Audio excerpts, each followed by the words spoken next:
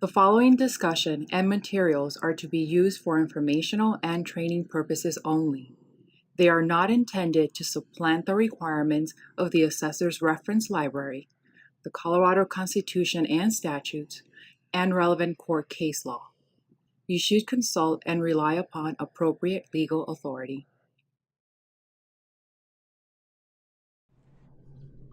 Welcome to the Colorado Division of Property Taxation's video library.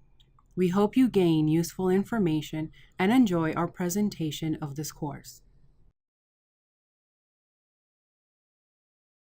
Hello, and welcome to the Assessment Appeals Process video workshop. My name is Laura Forbes, and I work for the State of Colorado Division of Property Taxation. Today, we're going to talk a little bit about the appeals process in the state of Colorado. We're going to start with the assessor's office, how the assessor does the value, and we will end up at the Supreme Court. So here's our agenda today. We're going to talk about the assessor's process, the valuation of property. We're going to talk about the month of May when taxpayers file protests with the assessor. We're going to talk about the month of July when the county commissioners become the County Board of Equalization. And then we'll talk a little bit about the taxpayer appeals after the County Board of Equalization. So let's get started. The first most important day for the county assessor is January 1st at 12 noon. Colorado law requires that the assessor value and classify all property as its use on January 1st of each assessment year. The second most important date to the assessor is the appraisal date. The assessment date and the appraisal date can be confusing. The appraisal date is the June 30th of every even-numbered year. All property in the state of Colorado is valued as of that date. County assessors are also required by law to classify property based on its use as of the assessment date, January 1. We have 10 classes of property in the state of Colorado: vacant land, residential, commercial, industrial, agricultural, natural resources, oil and gas, state assessed, and exempt properties. The assessor must classify every property in the county based on one of these classifications. So we talked about June 30th. The June 30th date sets our level of value, and the county assessor is required by law to value the property as of June 30th using data from the prior 18 months. So for instance, for property tax year 2019 and 2020, the level of value is June 30th of 2018. The data gathering period is January 1, 2017 through June 30th of 2018. The county assessor can use sales all the way back 5 years in 6-month increments if there are not enough sales to set values. Those sales, though, must be time adjusted to the appraisal date of June 30th. As we talked before, for instance, 2019 and 2020 will be a level of value of June 30th of 2018 with the data gathering period of January 1, 2017 through June 30th of 2018. By law, this is the only data the assessor can use to value the property. Current conditions are not taken into account. Property values generally stay the same for the reappraisal cycle, the odd-numbered year and the even-numbered year. For instance, in 2019 and 2020, the value will probably stay the same unless the property has some sort of unusual condition. Unusual conditions include new construction, change in the use of the land, destroyed property, or correcting an incorrect value. So according to law, the county assessor must use appropriate consideration of 3 approaches to value. They include the cost approach, the income approach, and the market approach. The cost approach is basically what it costs to build a structure, less depreciation or obsolescence.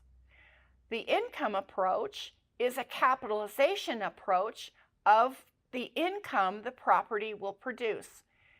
It produces a value that an investor would pay for an income-producing property. The market approach is probably the best known approach, and it is also known as the sales comparison approach.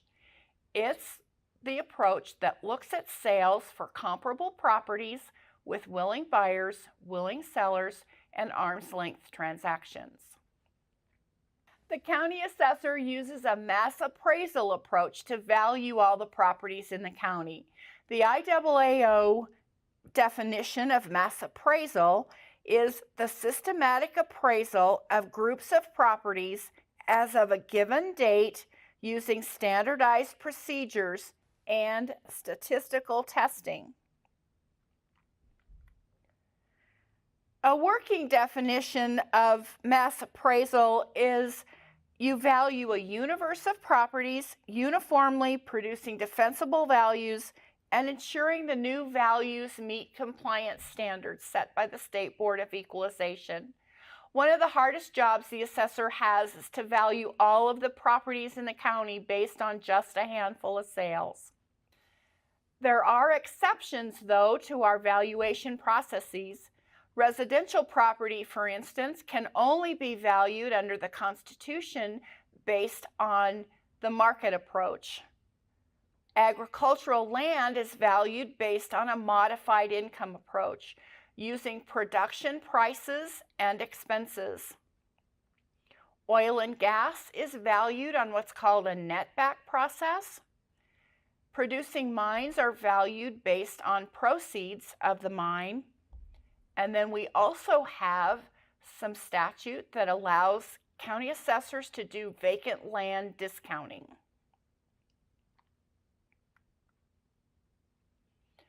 So now let's talk about the month of May.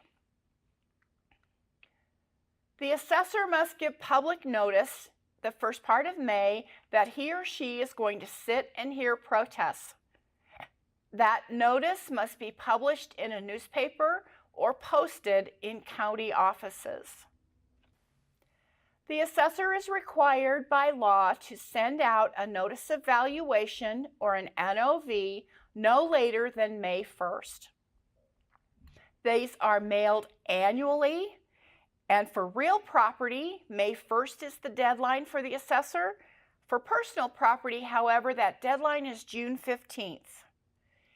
Each notice of valuation must include protest information, appeal information, and must contain a protest form. The assessor's protest period for real property begins the next working day after NOVs are mailed. Generally, that's May 2nd. For personal property, they begin on June 15th.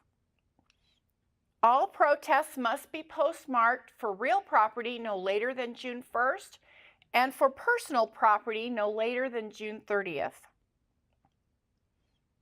The hearings for real property must conclude no later than June 1st, and for personal property no later than July 5th. Anytime a taxpayer filing deadline falls on a weekend or a holiday, the taxpayer is given until the next working day to postmark that appeal. One of the most important things the assessor has to look at is standing. The assessor has to make sure that the person filing the protest is either the owner or an agent of the owner. Lessees can also file protests, but they must have proper written authority. So, in Colorado, the county assessor's decision comes out on a form called a Notice of Determination, or an NOD. For real property, the assessor must send out that form no later than June 30th. For personal property, the date is no later than July 10th. The NOD must contain the reason for the county assessor's decision, and it must give the taxpayer information on the appeal rights to go to the next level. Some county assessors choose an alternate protest period. This gives the assessor 3 months to answer a taxpayer's appeal rather than just the 1 month or the 30 days. For real property, the last working day in August is when the NOD is mailed to the taxpayer. Personal property is mailed the same day. So both real and personal are mailed the last working day in August. So now let's talk about July. On July 1st, the county commissioners become the County Board of Equalization, and they put on a new hat. So they have new job responsibilities, new statutory requirements, and they actually do 2 things. They review the assessment role of the county assessor, and they hear appeals from taxpayers who are unhappy with the assessor's decision. Now, taxpayers can go all the way to the Supreme Court, but they have to start with the assessor's office. They have to go next to the county board and through the appeals process. They can't just show up at the Supreme Court and say, "Hi, I'm here, I want to protest." So, just like the county assessor, the commissioners have to give public notice that they are going to sit and become the County Board of Equalization. Beginning July 1, they will review the assessment roll and hear taxpayer appeals. So the review of the assessment roll comes from the county assessor in the form of a report.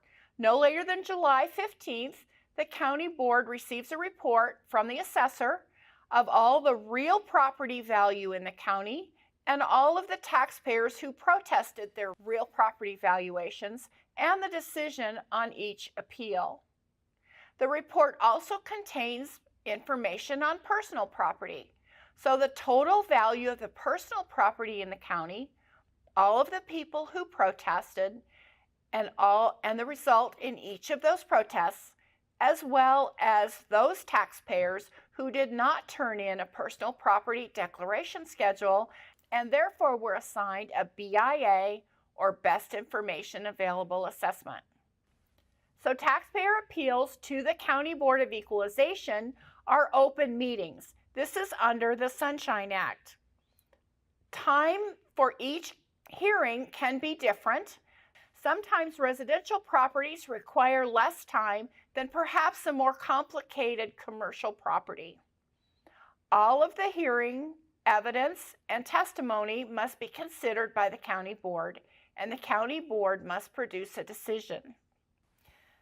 Upon written request, the assessor must provide the taxpayer with documentation within 3 days of the hearing on how the property was valued. So now let's talk about the time frame for County Board of Equalization. So the County Board of Equalization begins hearing protests and appeals on July 1. Their appeal period ends August 5th. They must render all decisions no later than August 5th. An appeal to the County Board of Equalization must be filed no later than July 15th for real property, no later than July 20th for personal property. If the assessor chooses the alternate protest period, then the County Board of Equalization dates must also change. The County Board then begins to sit on September 1st as the County Board of Equalization, and all appeals must be postmarked no later than September 15th, whether it's real or personal property. The County Board must post a notice of hearing that they will begin to sit on September 1st, and all of their decisions must be rendered no later than November 1st. Some county boards of equalization appoint independent referees to hear protests and appeals. Those referees are based on county board qualifications, and those referees make only recommendations to the County Board of Equalization. Those referee decisions are of public record. The order of proceedings is set by the County Board of Equalization and/or the county attorney. Most often, the taxpayer goes first and the assessor goes second. Either party may ask questions, and most of these hearings are very informal. So the County Board of Equalization must render a decision. Commissioners, you don't have to do that at the hearing. You can wait until later for your written decision. That written decision must have findings of fact and conclusions, and it must also give the taxpayer his or her remedies to file an appeal to the next level if they are not happy with your decision. County Board of Equalization decisions can be written or they can be electronic, telephone, email, or text. There's another provision in Colorado law that allows a taxpayer to appeal directly to the BAA if the assessor failed to act or the county board failed to act. So we're going to talk next about the levels of appeal after the County Board of Equalization. After the County Board of Equalization, the taxpayer has three options: the Board of Assessment Appeals, District Court, or binding arbitration. The Board of Assessment Appeals, or the BAA, is a panel of appraisers. They are less formal than court, and they are located in Denver. District Court is more formal, and taxpayers are encouraged to have an attorney to make sure that all of the filing is timely and correct. Binding arbitration is binding, as it says. An arbitrator is picked from a list by the taxpayer and the CBOE, and that decision is final. It cannot be appealed further. The decision of the BAA or the district court can be appealed by the taxpayer to the Court of Appeals. The county can appeal, but only under certain circumstances. The decision of the Court of Appeals can be appealed to the Supreme Court. The Supreme Court doesn't always accept certiorari review of every decision that is appealed to it. Generally, it only takes about 10%. The Supreme Court does have to hear death penalties and constitutional issues. Even though some taxpayers think their property taxes are a death penalty or unconstitutional, they really aren't. So not everything is taken to the Supreme Court. I've given you an awful lot of information on the appeals process in a really short amount of time. I hope you don't feel like you've been drinking from a fire hose. Thank you for attending our video workshop today. We have a full day class that we teach every odd numbered year, generally in June. I hope you can join us for that if you want more information. So thank you for listening to me today, and have a great day. Thank you for watching our presentation. We hope this format will benefit you in your work for ad valorem taxation. If you would like to provide any feedback or have any questions about the course, please contact the Colorado Division of Property Taxation.